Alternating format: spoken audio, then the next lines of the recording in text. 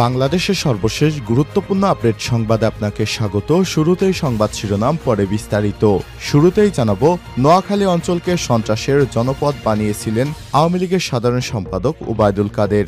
ওবায়দুল কাদের এবং তার ভাই মির্জা কাদের নোয়াখালী জনপদকে সন্ত্রাসের জনপদ বানিয়েছিল বলে দাবি করেছেন বিএনপি নেতা আলহাজ ফখরুল ইসলাম। এরপর জানাবো, তারেক রহমানের 4 মামলা বাতিলের রায়ের বিরুদ্ধে রাষ্ট্রপক্ষের আপিল। বিএনপির ভারপ্রাপ্ত চেয়ারম্যান তারেক রহমানের বিরুদ্ধে দায়েরকৃত চাঁদাবাজির 4টি মামলা বাতিল করে হাইকোর্ট। মামলা বাতিল সংক্রান্ত হাইকোর্টের রায়ের বিরুদ্ধে লিপ্ট আপিল করেছে রাষ্ট্রপক্ষ। রোববার 5 জানুয়ারি আপিল বিভাগে কার্যতালিকায় রাষ্ট্রপক্ষের এসব আবেদন শুনানির জন্য কার্যতালিকায় অন্তর্ভুক্ত করা হয়েছে। এদিকে শেখ হাসিনা গণভবন ছেড়ে পালানোর ঘটনা নতুন পাঠ্য বইয়ে। ছাত্র জনতার আন্দোলনের মুখে ফ্যাসিস্ট শেখ হাসিনা সরকার পতনের পর শিক্ষাক্রম ও পাঠ্য বইয়ে ব্যাপক পরিবর্তন এনেছে অন্তর্বর্তীকালীন সরকার। শেখ হাসিনার প্রবর্তন করা কারিকুলাম বাতিল করে চালু করা হয়েছে 2012 খ্রিস্টাব্দের কারিকুলাম। ইতিহাস নির্ভর অনেক বিষয়ে পরিবর্তন এসেছে, বাদ গেছে আওয়ামী লীগ সরকারের নানা উন্নয়ন কর্মকাণ্ডের অতিরঞ্জিত চিত্র। এবারে জানাবো, 5 দিনের মধ্যে গুড়ি গুড়ি বৃষ্টির পূর্বাভাস। আগামী 5 দিনের মধ্যে দেশের উত্তরের অঞ্চলগুলোতে হালকা অথবা গুড়ি গুড়ি বৃষ্টি হতে পারে বলে জানিয়েছে বাংলাদেশ আবহাওয়া অধিদপ্তর। শনিবার 4 জানুয়ারি সকাল 9টা থেকে পরবর্তী 72 ঘন্টার আবহাওয়ার পূর্বাভাসে সব তথ্য জানানো হয়েছে। এদিকে সব সেক্টরে আওয়ামী সিন্ডিকেট এখনও বসে আছে, অভিযোগ করলেন জামাতের আমির। সব সেক্টরে এখনও আওয়ামী সিন্ডিকেট এখনও বসে আছে বলে মন্তব্য করেছেন বাংলাদেশ জামাত ইসলামের আমির ডা শফিকুর রহমান। আজ দুপুরে জেলা জামাতের আয়োজনে কুষ্টিয়া সরকারি কলেজ মাঠে কর্মী সম্মেলনে সব কথা বলেন জামাতের আমির। এবং সর্বশেষ জানাবো, মধ্যরাতে বুলডোজার দিয়ে ছাত্রলীগের কার্যালয় গুড়িয়ে দিল শিক্ষার্থীরা। নিষিদ্ধ সংগঠন বাংলাদেশ ছাত্রলীগের বাংলাদেশ কৃষি বিশ্ববিদ্যালয় বাকিবি শাখার কার্যালয় গুড়িয়ে দিয়েছে বিশ্ববিদ্যালয়টির শহীদ শামসুল হক হলের কিছু শিক্ষার্থী। শুক্রবার দিবাগত রাত 1টার দিকে বিশ্ববিদ্যালয়ের কেন্দ্রীয় মসজিদ সংলগ্ন শাখা ছাত্রলীগের ওই কার্যালয় ভেঙে ফেলা হয়। প্রিয় দর্শক, এতক্ষণ শুনছিলেন সংবাদ শিরোনাম, এবারে বিস্তারিত। তবে তার আগে বন্ধুরা, অনুরোধ থাকবে সংবাদটিতে একটি লাইক দিন।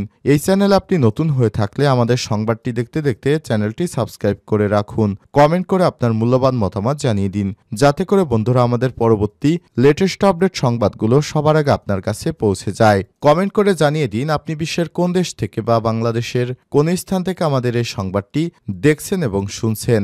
এবারে বিস্তারিত।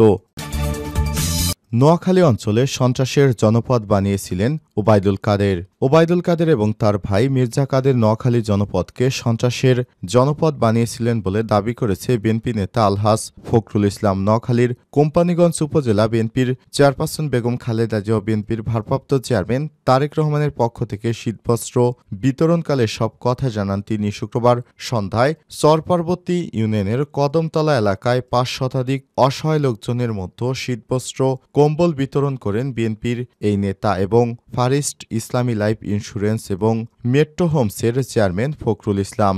শীতবস্ত্র বিতরণ উপলক্ষে আয়োজিত অনুষ্ঠানে প্রধান অতিথির বক্তব্যে তিনি বলেছেন, ওবায়দুল কাদের সাহেব, যাকে সারা দেশের মানুষ কাওয়া কাদের নামে চিনে, সে এবং তার ছোট ভাই দুর্ধর্ষ সন্ত্রাসী কাদের মির্জা অত্যাচার এবং এই জনপদের মানুষ কেমন ছিল আপনারা তা জানেন। এ অঞ্চল ছিল সন্ত্রাসের জনপদ। এ অঞ্চলের তাদের অত্যাচারে যারা শহীদ হয়েছে তাদের শ্রদ্ধার সঙ্গে স্মরণ করছি। এ সময় তিনি বলেছেন, বিএনপি নেতাকর্মীদের উদ্দেশ্যে বলেন, যারা বলেন দুঃসময়ে সঙ্গী ছিল না, হামলা মামলায় ছিল না, এখন দেখি তারা দলের জন্য শীতের অতিথি পাখির মতো মায়া কান্না করছে।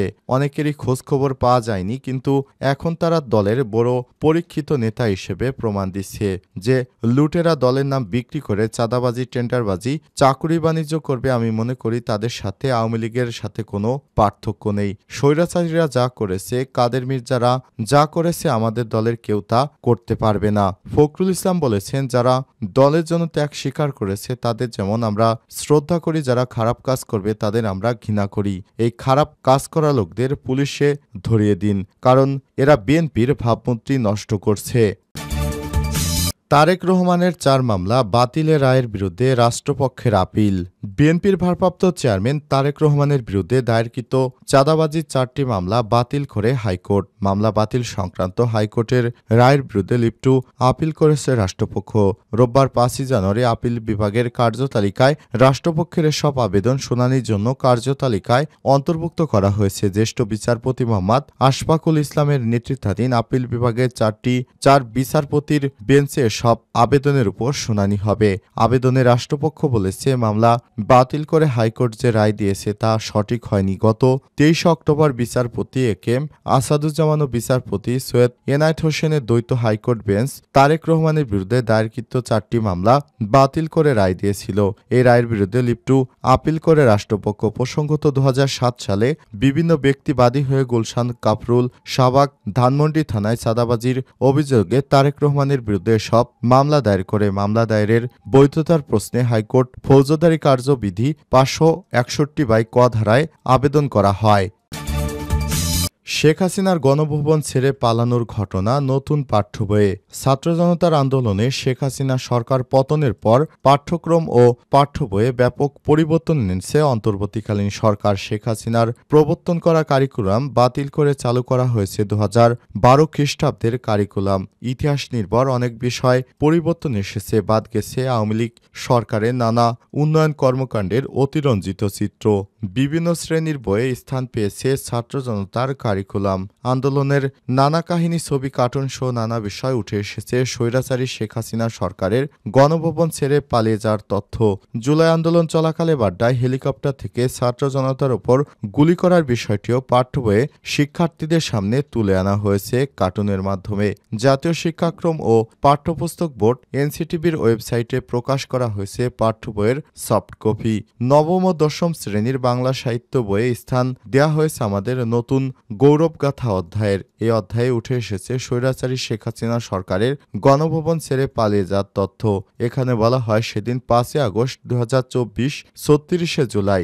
বাংলাদেশের ক্যালেন্ডার জুলাইতে থেমে গেছে। শুধু বাংলাদেশ নয়, সারা দুনিয়ার মানুষ তাকিয়ে আছে বাংলাদেশের দিকে। আন্দোলনকারী ছাত্র জনতার এক দফা এক দাবি পেশ করেছে। সারা দেশ থেকে মানুষ ঢাকায় ছুটছে, ঘেরাও করবে গণভবন, মূলোৎপাটন করবে শাসন ক্ষমতা আঁকড়ে থাকা ফ্যাসিবাদী শাসককে। কারফিউ উপেক্ষা করে ঢাকার উত্তরার পথে মানুষের দেখা মিলল। যাত্রাবাড়ির দিকে মানুষ জড়ো হতে থাকলো। ধীরে ধীরে মানুষ আর মানুষের ঢল। জনতা গণভবনে পৌঁছে যায় দুপুর নাগাদ। পতন অত্যাসন্ন টের পেয়ে স্বৈরাচার সরকার প্রধান পালিয়ে যায় দেশ ছেড়ে। এ অধ্যায়ে আরও বলা হয়েছে, 2024 খ্রিস্টাব্দের শুরুতে প্রহসন নির্বাচনের মাধ্যমে ক্ষমতা দখল করে সরকার। উঠে আসে বিভিন্ন বেসরকারি বিশ্ববিদ্যালয়, স্কুল, কলেজ, মাদ্রাসা শিক্ষার্থীদের অবদানের ইতিকথা নামক বিভিন্ন গল্প। এগুলোই বর্তমান পাঠ্য বইয়ে সংযোজন করা হয়েছে। 5 দিনের মধ্যে গুঁড়ি গুঁড়ি বৃষ্টির পূর্বাভাস। আগামী 5 দিনের মধ্যে দেশের উত্তরাঞ্চলের জেলাগুলোতে হালকা অথবা গুঁড়ি গুঁড়ি বৃষ্টি হতে পারে বলে জানিয়েছে বাংলাদেশ আবহাওয়া অধিদপ্তর। শনিবার 4 জানুয়ারি সকাল 9টা থেকে পরবর্তী 72 ঘন্টার পূর্বাভাসে সব তথ্য জানানো হয়েছে। আবহাওয়া অফিস জানায়, উপমহাদেশীয় উচ্চচাপ বলয়ের বর্ধিত অংশ পশ্চিমবঙ্গ এবং তৎসংলগ্ন এলাকা পর্যন্ত বিস্তৃত হয়েছে। মৌসুমের স্বাভাবিক লঘুচাপ দক্ষিণ বঙ্গোপসাগরে অবস্থান করছে। এর বর্ধিত অংশ উত্তর পূর্ব বঙ্গোপসাগর পর্যন্ত বিস্তৃত রয়েছে। শনিবার সকাল 9টা থেকে পরবর্তী 24 ঘন্টায় অস্থায়ীভাবে আংশিক মেঘলা আকাশ সহ সারা দেশে আবহাওয়া শুষ্ক থাকতে পারে।